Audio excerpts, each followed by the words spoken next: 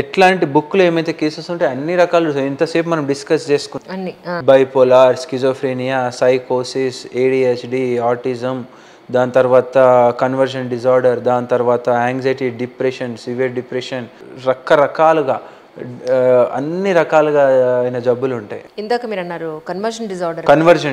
This is one of the unique disorder. చాలా మందికి తెలియాలి. కన్వర్షన్ డిజార్డర్ అంటే చాలా డిఫరెంట్గా ఉంటుంది. చెప్తాను, ఒక సిచ్యువేషన్ చెప్తాను. వైఫ్ వాళ్ళ హస్బెండ్ చనిపోయిండు, 5 days ఆయన చనిపోయిన తర్వాత తనకు ఐ కనిపించట్లేదు, రైట్ ఐ కనపడట్లేదు. సో బ్లాంక్ అయిపోయింది, కనిపిస్తలేదు. ఓకే, రైట్ ఐ కనిపిస్తలేదు అని చెప్పేసి వాళ్ళ కన్నుకి ఏమైనా ప్రాబ్లం ఉందో అన్ని ఇన్వెస్టిగేషన్స్ చేసినారు, అన్నీ నార్మలే, కాకపోతే కన్ను కనిపిస్తలేదు. So this is conversion disorder. This stress, this sudden change ఎప్పుడైతే ఒక భూకంపం లాంటి సిచ్యువేషన్ నీ లైఫ్లో వస్తుందో, నీ ఇష్టమైన వాళ్ళు కావచ్చు, ఫైనాన్షియల్ లాసెస్ కావచ్చు, ఏదైనా ఒకటి కావచ్చు, స్ట్రెస్ వస్తుందో that will convert into a physical symptom. Your brain will convert that into physical symptom. అందుకనే దాన్ని కన్వర్జన్ డిజార్డర్ అంటారు. సో అట్లా ఈ ఒక్క కేసులో కన్ను కనిపించలేదు, దాన్ని ట్రీట్మెంట్ చేస్తే మళ్ళీ కన్ను వచ్చేస్తుంది. కొంతమంది పారాలిసిస్ వచ్చినట్టు చేస్తారు. నేను ఒక సిచ్యువేషన్, మా ఫ్రెండ్ వాళ్ళ మదర్ కన్వర్జన్ డిజార్డర్, నాకు ఒక లేట్ నైట్ కాల్ చేసింది. సేమ్ బ్రెయిన్ స్ట్రోక్ వచ్చినట్టు సిమ్టమ్స్ ఉన్నాయి, కాలు చేతులు లేపట్లేదు, రైట్ హ్యాండ్ లెఫ్ట్ హ్యాండ్, ఎంత లేపినా అంటే లేపట్లేదు, మళ్ళీ legs right hand లేపుతుంది.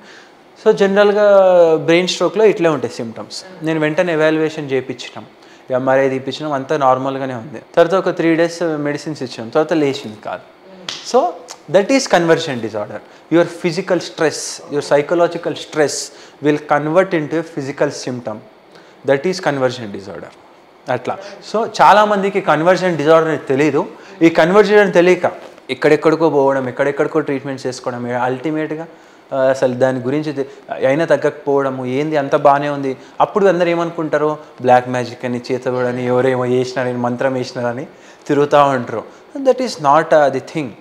So there is treatment for this and it will resolve with proper treatments. Right.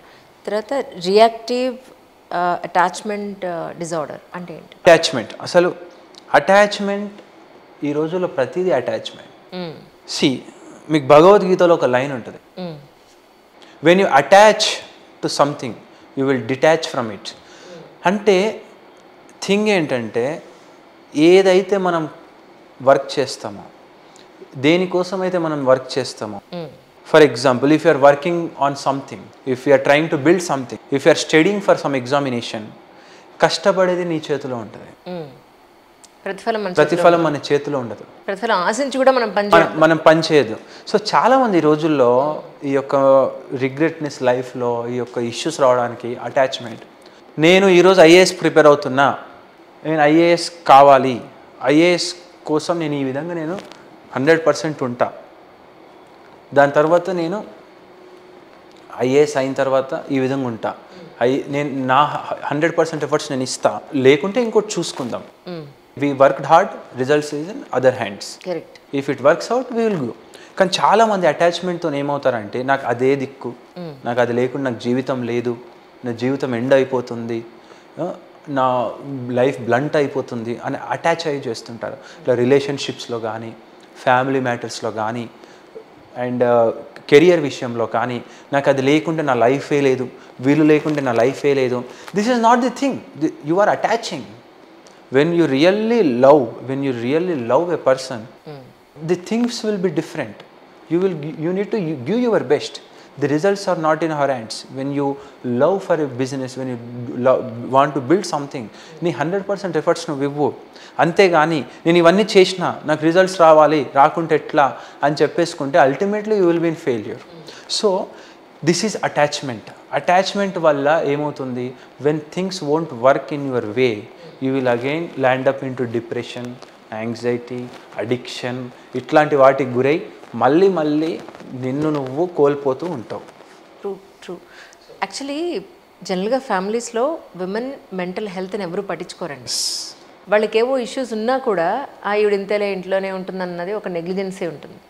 నిజానికి ఏళ్ల తరబడి అదే వంట, అంటే ఇప్పటి సిచ్యువేషన్స్ మేము వంట మనిషిని పెట్టుకున్నామండి, పని వాళ్ళు వచ్చేసారు, వాషింగ్ మిషన్స్ ఉన్నాయి, డిష్ వాషర్స్ ఉన్నాయి, వీటి గురించి నేను మాట్లాడట్లేదు. ఇన్ జనరలీ విమెన్ మ్యాక్సిమం ఇంట్లో ఉంటారు. అంటే మళ్ళీ మీరు యంగ్స్టర్స్ మీరు అనుకోవచ్చు మేము కాలేజీలకి బయట ఫ్రెండ్స్కి పబ్లకి ఫర్ ద చిల్లింగ్కి బయటకి మీరు వెళ్తుండొచ్చు, but mother's point of view నేను మాట్లాడుతున్నాను. మోస్ట్ ఆ వంట, ఆ 4 గోడలు, ఆ ఇంటి పని.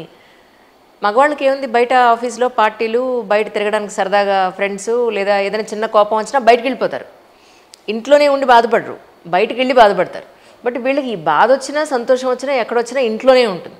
సో నేను చాలామంది విమెన్లో చూశానంటే చాలా డిప్రెషన్ అనండి, లేదంటే మెంటల్ ఇష్యూస్తో బాధపడుతున్న విమెన్ నేను చాలామందిని చూసినా, వాళ్ళు ఆ బాధలో ఉన్నారని నేను చెప్పినా ఇదే జీవితం కదా అని అడ్జస్ట్ అయిపోయిన వాళ్ళు చాలామంది ఉన్నారు. మీరు చూసిన విమెన్ మెంటల్ హెల్త్ ఇష్యూస్ మీ వరకు ఏమన్నా వచ్చాయా? ఏమన్నా మీరు గుర్తించిందంటే ఏం చెప్తారు? చాలా. ఇప్పుడు ఈ రోజుల్లో ఫీమేల్ ఇప్పుడు మన దగ్గరికి మన హాస్పిటల్కి రకరకాల పేషెంట్స్ వస్తుంటారు. అందులో మదర్ ఏజ్ వాళ్ళు ఉంటారు, కంప్లీట్. ఫర్ ఎగ్జాంపుల్ ఒక కేసు చెప్తే మన రీసెంట్గా వచ్చింది మన దగ్గరికి. వాళ్ళ మదర్కి స్కిజోఫ్రేనియా ఉంది. సో స్కిజోఫ్రేనియా ఉండడం వల్ల వాళ్ళని నెగ్లెక్ట్ చేసేసి అట్లే వదిలేసినారు. సో ఎండ్ స్టేజ్కి వచ్చేసింది. తను ఏం తిన్నా వామిటింగ్ చేసుకుంటుంది. సో ఏం తిన్నా వామిటింగ్ చేసుకుంటుంది ఏంటి అని చెప్పేసి ఇంక ఎండ్ స్టేజ్లో మా హాస్పిటల్కి వచ్చి అడ్మిట్ చేసినారు. సో మేమేంటి అని అన్ని ఇన్వెస్టిగేషన్స్ చేస్తే కంప్లీట్ తన స్మాల్ ఇంటెస్టైన్ అంటే పేగులు మొత్తం కుళ్ళిపోయినాయి. అంత దారుణంగా వాళ్ళని పట్టించుకోలే, ఎండ్ స్టేజ్లో తీసుకొచ్చినారు. మేము వెంటనే తను చనిపోతుంది అని చెప్పేసి వేరే హాస్పిటల్ పంపిస్తే స్పాట్ చనిపోయింది.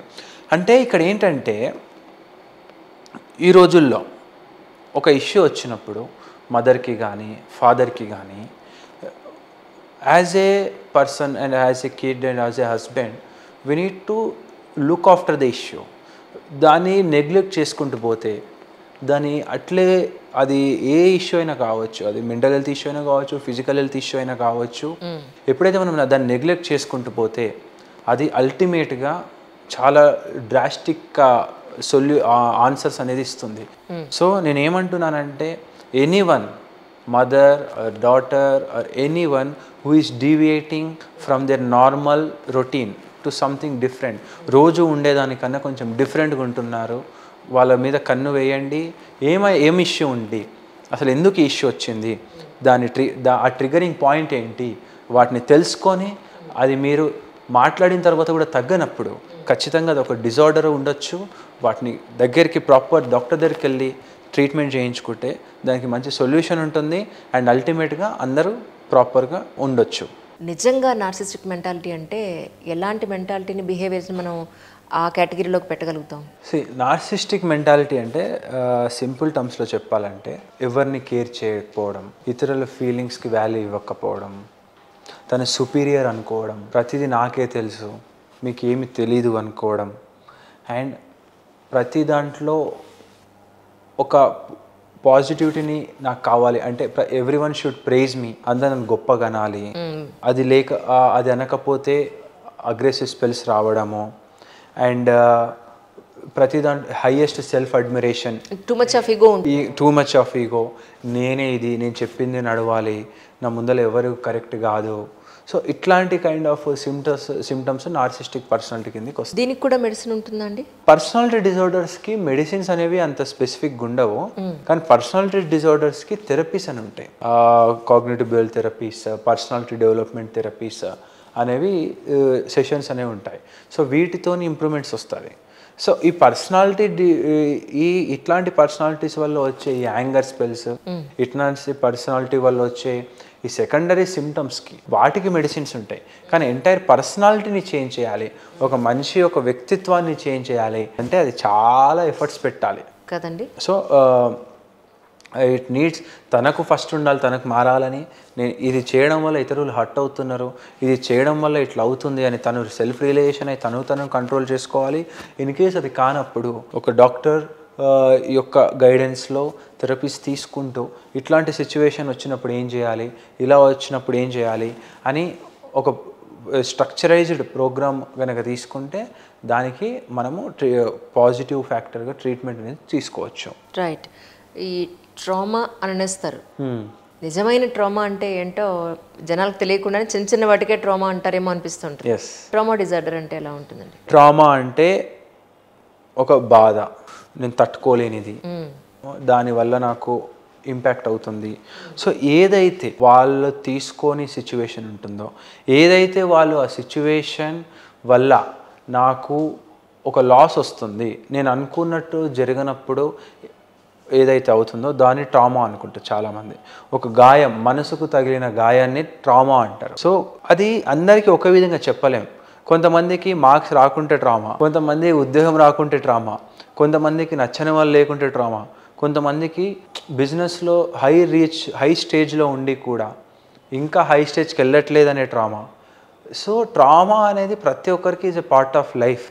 అది లేనిది వాళ్ళ లైఫ్లో ఆ పాజిటివిటీ ఫ్యాక్టర్ అనేది ఉండదు. సో ఆ ట్రామాని నువ్వు ఏ విధంగా దాన్ని నువ్వు గ్రోత్కి యూజ్ చేసుకుంటున్నావు, ఆ ట్రామా నుంచి బయటపడడానికి నువ్వు ఎట్లాంటి కైండ్ ఆఫ్ యాక్టివిటీస్ చేస్తున్నావు, ఏ విధంగా ఆ ట్రామాని బీట్ చేస్తున్నావు అనే దాని మీద మనము మేజర్గా ఫోకస్ చేస్తే ట్రామా అనేది అంత పెద్ద ఇష్యూ ఏం కాదు.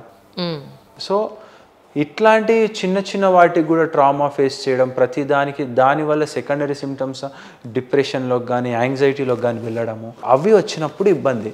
సో దానికి మనము ట్రీట్మెంట్ చేయొచ్చు. బట్ ది పర్సెప్షన్ ఏదైతే వాళ్ళ పర్సెప్షన్ ఇట్లాంటి ఈ సిచ్యువేషన్ వచ్చినప్పుడు కూడా దీనికి ఈ ప్రాబ్లంకి కూడా ఈ సొల్యూషన్ ఉంది, ఇట్లా టఫ్ సిచ్యువేషన్ వచ్చినప్పుడు కూడా దీనికి ఇలా చేయొచ్చు అనే విధంగా మనము మాట్లాడగలిగితే, వాళ్ళు అది రియలైజ్ చేసుకోగలిగితే దాని నుంచి ఈజీగా వాళ్ళు సక్సెస్ అవుతారు.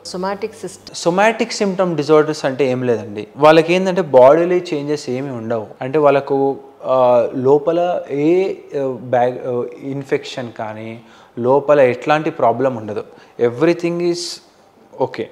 కాకపోతే వాళ్ళకు కడుపు నొప్పి కానీ, హార్ట్ పెయిన్ కానీ, లెగ్ పెయిన్స్ కానీ ఇవన్నీ వస్తుంటాయి due to the stress, psychological issues వల్ల.